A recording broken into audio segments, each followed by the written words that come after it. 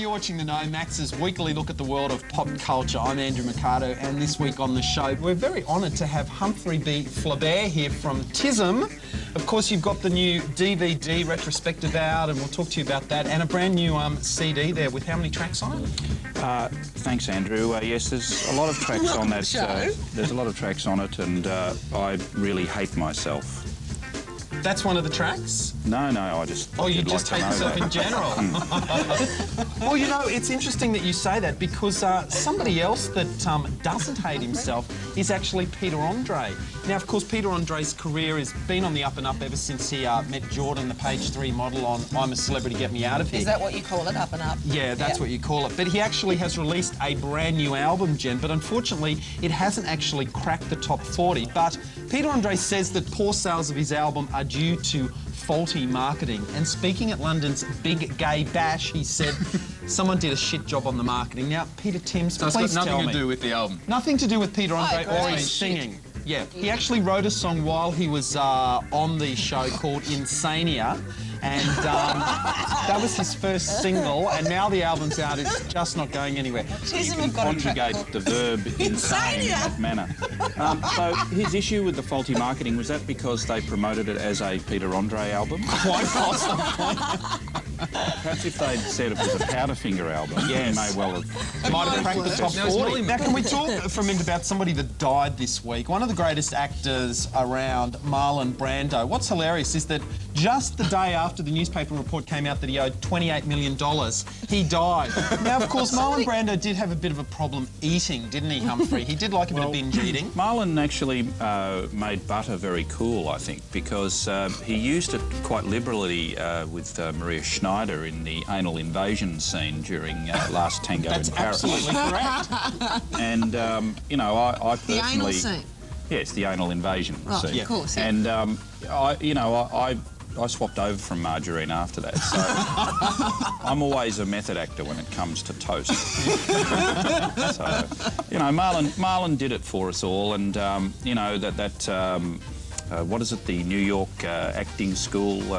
Method acting? Yes, that's Stanislavski. Stanislavski, that's the one, yes. Yeah. You know, I think he's responsible in his own inadvertent way for a lot of complete toss bags now. Absolutely. Well, Kilmer went there, didn't he? Toss bags is a great word there. Well, I'm wearing them at the moment. But, Toss bags. But, yeah, you know, Marlon, certainly, big shout-out to Marlon. Yep. And... you know, I know that we'll all be sad, and the fact that he died so deeply in debt is also inspiring to us all. Very. You know, in this What a credit great card way to go generation. out. Yeah. Look, quickly. Jen's Why taking would they over. bring her back? Are you watching Big Brother Why did they Humphrey? bring Brie back? Have you had a good look at her? No, She's blonde, she's ditzy. Why did they bring her back? Now, I can't bring myself to watch reality television because I grew up in my own reality TV environment. It was called Big Christian Brother, and... it scarred me, as you can tell. Can you answer the question, Humphrey? Why did they bring her back? I'm not sure what it was. I wasn't listening. Why did they bring Brie back? Why would they bring somebody like that back? Well, I think what they need to do is make it a snuff movie. They brought her back to turn Big Brother into a I snuff spoke to her brother. friend. This is the brand new clip from Killing Heidi. It's called I Shuffle Am. over this. And if we could all have a look at this. This is actually on the Australian soundtrack for Spider-Man 2. She's got rid of the dreadlocks.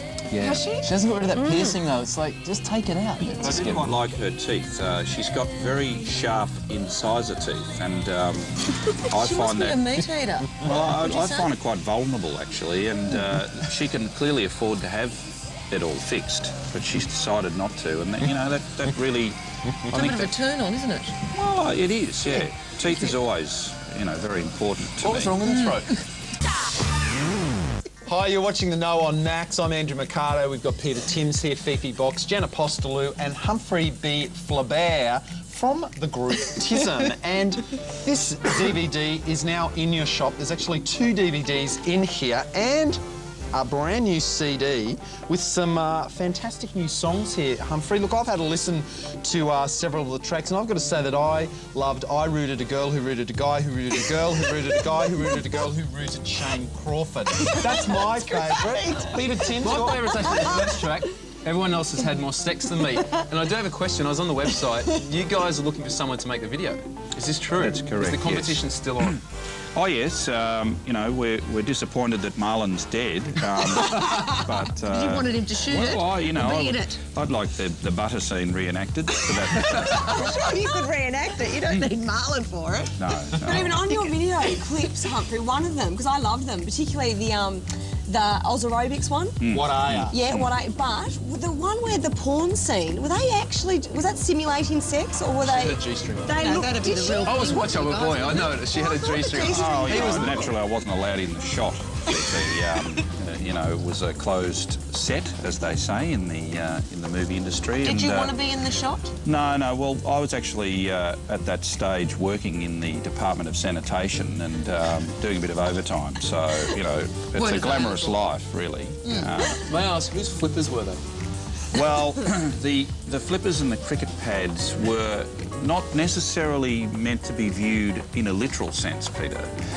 That was a cipher, if you like Thomas Pynchon's The Crying of Lot 49. The cricket pads were... Isn't it lot 50? Yeah, probably. The cricket pads were, If that's right. in a sense, seen as the cyclical nature of man.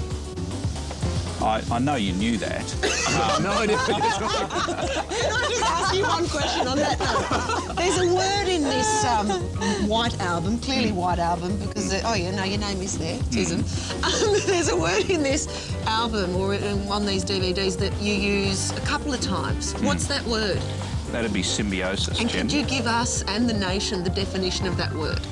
Well, symbiosis is when a number of disparate elements, and that's not desperate. Desperate is actually the members of TISM. Yeah. Disparate elements. is? Well, disparate are elements that are not congruous. Yes, okay. You know, I know that congruity is a theme of this program, and we're all about Well, this is incongruity. congruous. Well, The yes. album is... The album This is- with an N, actually, Jen. The album. Yes. The album is quite Yes, congruous. Yes, that's There's right. a theme that all sort of gels together. But Symbiosis. Can we get symbiosis back is to when, that? you know, is when you and I, for instance, completely different as we are, come together as one. That's symbiosis. Oh, that's magic. and I just got a mental image. That at is the moment. Imagine the two of us coming together. No, I can't actually, Jen. One of us would let the team down, unfortunately.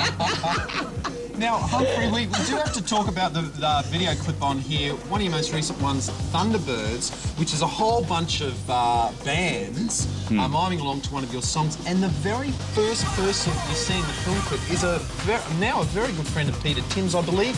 You discovered Blair Madonnaho. Is that how you pronounce his last Just name? Blair Madonna. As Blair in Madonna. Madonna. Before Big Brother and before Neighbours, TISM discovered Blair. Yeah, it's fascinating, Andrew, isn't it, that we have contributed to the rise of so many famous people. I mean, not only Blair, but also 28 Days were in that film. I never saw that.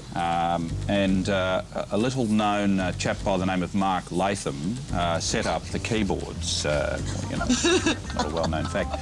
So, you know, really, when I look back in our career, we've, you know, so many famous people have left us in their dust. Yeah. You know, Powderfinger were at one stage, you know, getting head jobs from groupies who wanted to meet the members of TISM.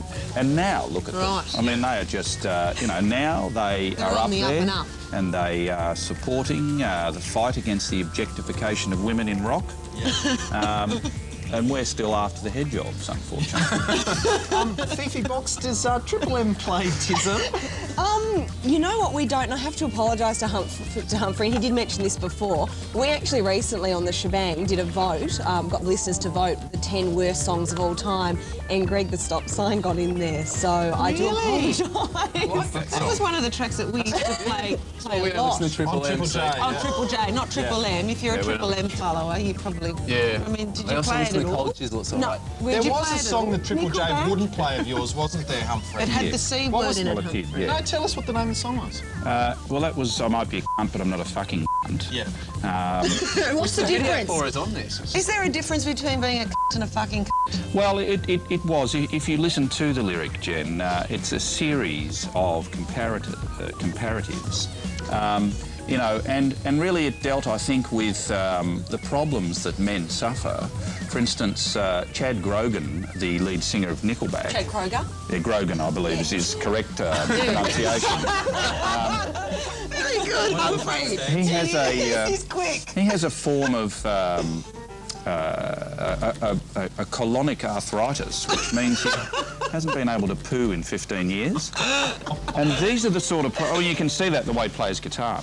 And these are the sort of problems we are dealing with in our songs. And, you know, I can understand... Do you reckon there's a remedy for his colonic arthritis? Yeah, just to give it a bit of irrigation.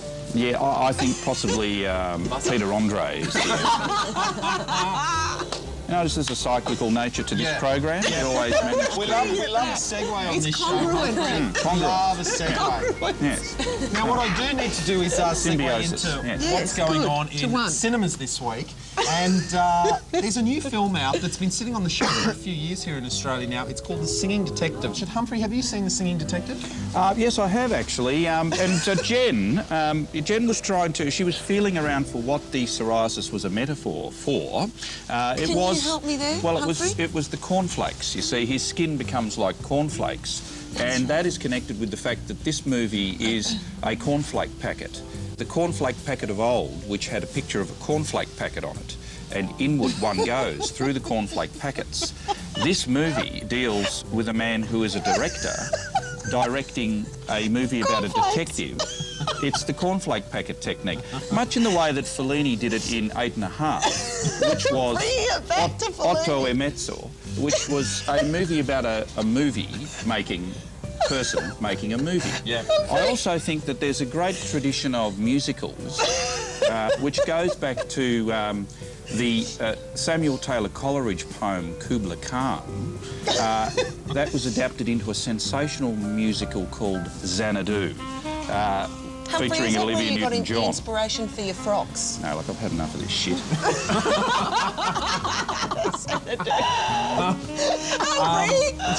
Humphrey! You're done, Jen. You've sent one of our guests away, Jen. That is the first thing Ministry of the Know. He didn't want to talk about his outfits. He's gone. I reckon Left the building. Xanadu has influenced their outfits. No more coffee.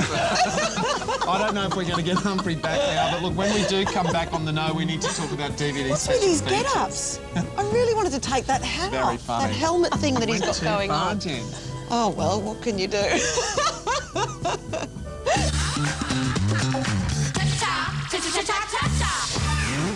Hey, you're watching The Know on Max. I'm Andrew Mercado with Peter Timms, Fifi Box, Jen Apostolou, and because we lost Humphrey there from TISM, thanks to Jen, please don't insult our next guest, Josh his Kelly. It's a outfit. pleasure for you Pleasure to to jump be in here. at the last Thanks minute for like having me. this. Yeah, you know, I was just kind of walking around outside. I noticed that this dude in a silver suit walked down. So I figured, see what Your was going theory on. on why he's left early is... That he had swamp ass. If you're in a suit like that, man, even if it's freezing in here, it's definitely going to be swampy down there. You know this He was a bit smelly. Huh? Well, I mean, come on. I don't really know, but I mean, it didn't look like a very porous suit to me, You dude. just want to wear one of those during I did. around I Australia. did. I am going. Maybe I might. S&M club in there. Let's go. Now, Josh, your debut CD, For the Ride Home, has been out in Australia for a while now, but now you're back here touring big time. Yeah.